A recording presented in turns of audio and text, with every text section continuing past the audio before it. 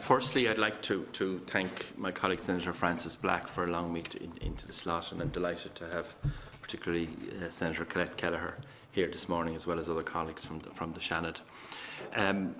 Just to put this in context, and the Minister has very honourably opened it up in that context, which is the promised ratification has not taken place, is not going to take place by the end of this year. And the second thing is that we have very strong and worthy submissions from a number of bodies this morning, the Human Rights Commission, Glenn and the Centre for Disability Law and Policy, who've gone into a lot of trouble to actually scrutinise elements of the heads.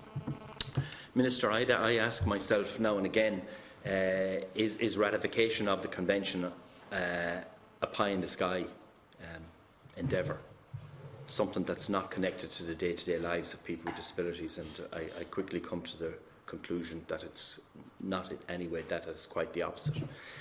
As you've said, the Convention was adopted in 2006. It was quickly signed by ourselves, by the Irish State. But I do have to say, and I am saying it, that the ratification, the non-ratification, is simply unjustifiable. Is just not justifiable any longer. There's been an absolute and ongoing dragging of feet, and it's a disgrace. That's my view of what's going on. I absolutely accept that you are very committed to this area.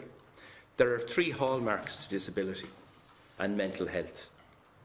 One is poverty, the other is exclusion, and they bring loss of hope for any real life for people. That is still a fact of life for people. Austerity still stalks the lives of people with disabilities and their families. And I think when they're looking at what has not happened after repeated commitments, they don't have any reasonable hope that things are going to change. I think what would be very helpful this morning, Minister, if you would actually, in a very clearly level with, come out straight to that 600,000 people with disabilities and their families and carers. And I think what would be very useful and appreciated from you today would be you sharing your best estimate, your gut feeling as to why the Convention has not been ratified, given that so recently its ratification has repeatedly been set out on behalf of government. And when you have said that you made the mistake of putting a date on it, well, it's not just you. The government actually has been, the former government and the current government has been saying over the last year that this was going to be done and dusted. So there are a lot of other elements in this apart from yourself. There are three important things in relation to your role, Minister, and this matter. Number one, you participate in Cabinet, and I know my own organisation, the Disability Federation, has for many years campaigned that there would be a Minister at Cabinet to throw an eye over stuff that's going on across the whole gamut of government. You were in the programme for government negotiations, and you engage with the Taoiseach and ministers on a regular basis. So, given those three things, people with disabilities do deserve, if nothing else, some straight talking at this stage. We're gone beyond the giving of further commitments, and in fact, you're understandably shy about making a further commitment this morning in terms of timeline. These commitments are now debased as a currency. And I think it's important that the political reasons as to why this has not happened are set out for those people with disabilities in this country. Talk of technical hitches in this department and that office. Don't cut it anymore. And in putting my question to you, I'm going to offer, if you like, multiple choice. And because these are the kind of things that people are actually saying and bothered about now. and this is very straight to you. 4 things. Is the fact that it hasn't been ratified, is it down to the fact that there just aren't enough votes in this issue? Is disability too much of a drag on our scarce resources? Thirdly, are there powerful and influential competing interests? And fourthly, or are there more important and urgent issues?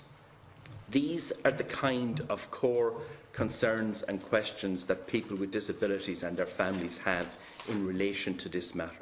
Cahir, look, I want to support my question, and my question has assertions behind it. I have no doubt, I'm very clear about that, by reference to 2 areas of evidence. One of those is what I'll describe from the mouth of government, and the other one is from other reputable and independent sources.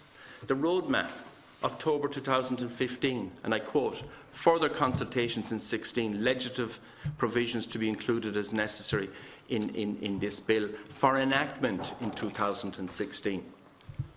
The programme for partnership government, the drafting of legislation to address a range of legislative barriers to ratification is underway with a view to putting it before the Oireachtas before the end of 2016. In May, on the 10th of May, the Irish Times, the Government and Minister for Justice have promised the Convention will be ratified within 6 months, according to the new Minister for the area. Finian McGrath, an independent TD and newly appointed Minister of State Responsibility, said he got the ratification into the programme for government and got, quote, a commitment from Francis Fitzgerald and from the government that that will be ratified within 6 months. 6 months was the 9th of November, to be a little bit fussy about it. On the 22nd of June, you came into the Shannon in relation to a commencement matter that I put down in relation to this. And you said, when we ratify the Convention by the end of this year, we'll be making a solemn commitment to the international community that our body of domestic legislation is fully in line with the Convention and fully meets the standards required of the Convention. A solemn commitment to the international community, but what's more important to me is it's a solemn commitment to the people of Ireland and a solemn commitment to 600,000 disabled people, 200,000 carers and their families. And I think that's the nub of the issue this morning. On the 16th of November, Minister Francis Fitzgerald, the general scheme of the Equality Disability Bill is available on the Department's website. The bill is at the final stages of drafting, and while I'm not in a position to give an exact date, I expect to publish the bill very shortly so as to facilitate ratification of the Convention by end 2016.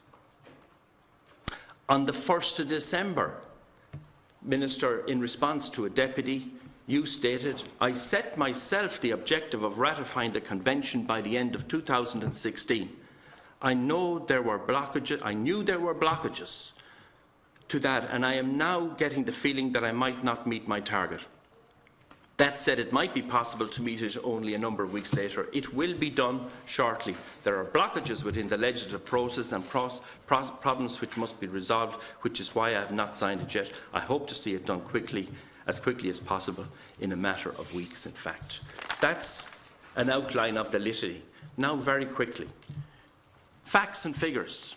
We know the 600,000, the carers, the families, 13% of our population. 3 out of every 5 people over the age of 60 have a chronic condition or disability. Poverty.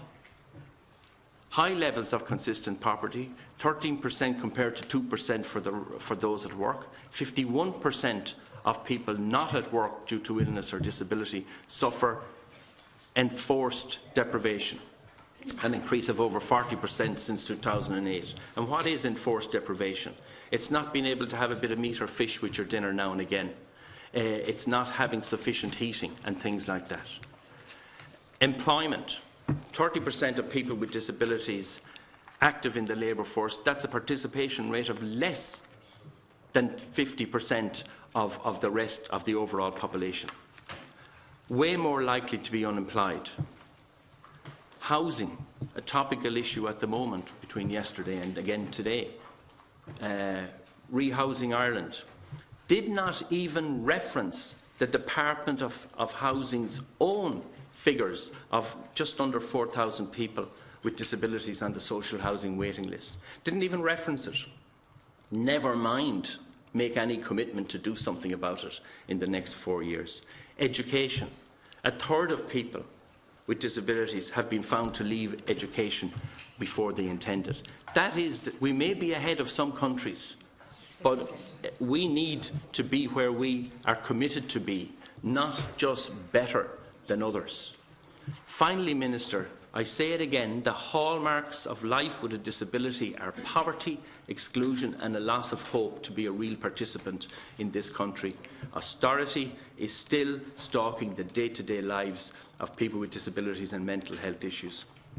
And they have no reasonable hope based on what has been going on, commitment after commitment after commitment, and still it doesn't get done.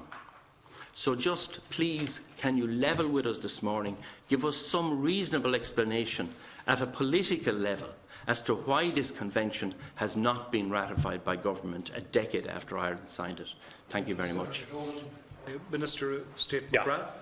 Thank you, Chair. I'm just going to say, first of all, I totally disagree with, first of all, a lot of the arguments put forward. And I also think that, of course, I'm well aware of the issues that go on in the disability sector. As you know well, Senator Dolan, I've been involved in disability rights for the last 25 years.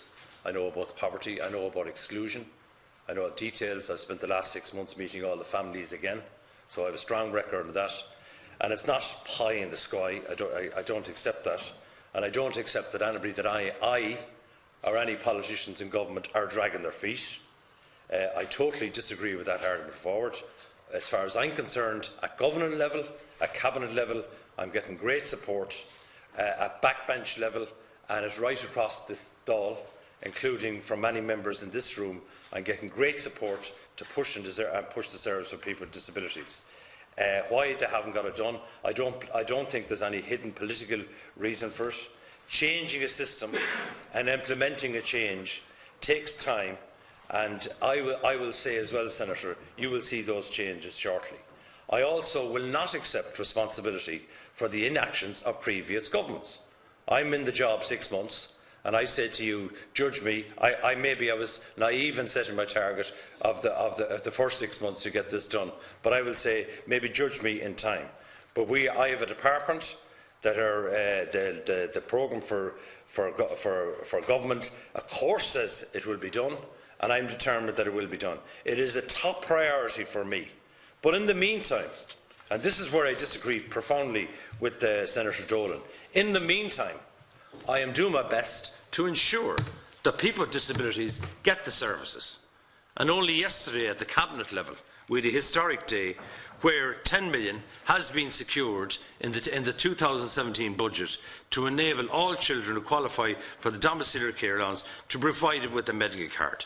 Within 3 months of my being into my ministership, I got an extra 31 million for emergency residential and supports. Within 4 months, I set up a personalised task force, which is working very, very hard.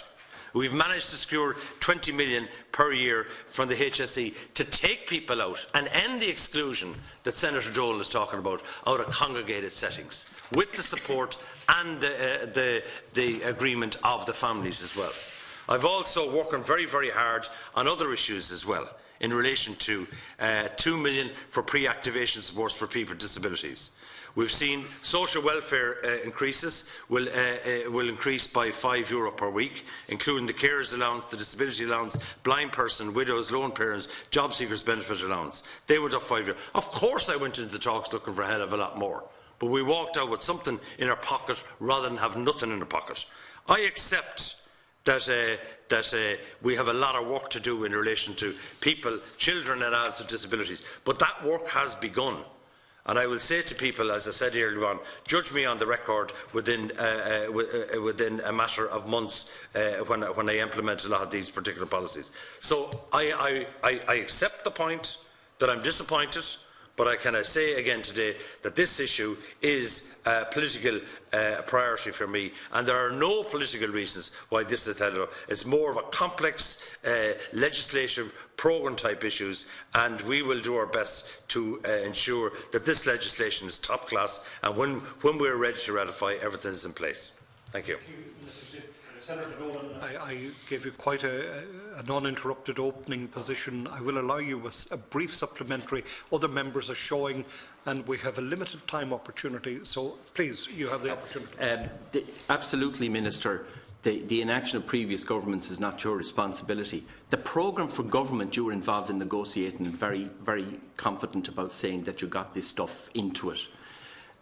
The senior minister here is on the record. I have quoted from government, and I very graciously said, and I think you were gracious, you were overly gracious to say that was your mistake. It was a mistake by government in the round, not simply by you. My evidence comes from what government ministers have said, and the facts about people's lives comes from the CSO, the ESRI, the census and other reputable third-party sources. The final thing I'll say is that you talk about the congregated settings. If we meet our target of 180 people out each year, it will take another 15 years for that to be dealt with. I mentioned a figure of 4,000 people that are known to a department in this country, Department of Housing, that are on a social housing waiting list, and they could not even get above water level in terms of the Rebuilding Ireland. There are serious issues, and I'm not putting it all at your door. There are serious issues across the whole of government about trying to move this thing, and that is the thrust of what I'm saying. Thank you, Cahill. Thank you, Senator Dolan. I'm not going to invite the Minister to respond. I was going to come back about housing because he actually has a very good point about housing. Well, I was going to invite the next speaker, but I will in this circumstance. Yes, you could have grouped it. Go ahead. No, just 3 sentences comment. That's okay. Of course, I take Senator John Dolan's points about the housing, and I have raised these particular issues with Minister Simon Coveney. We need to do more in relation to housing, but social housing, particularly for people with disabilities. I accept that argument, and I am trying to push that as well. I understood we all agree.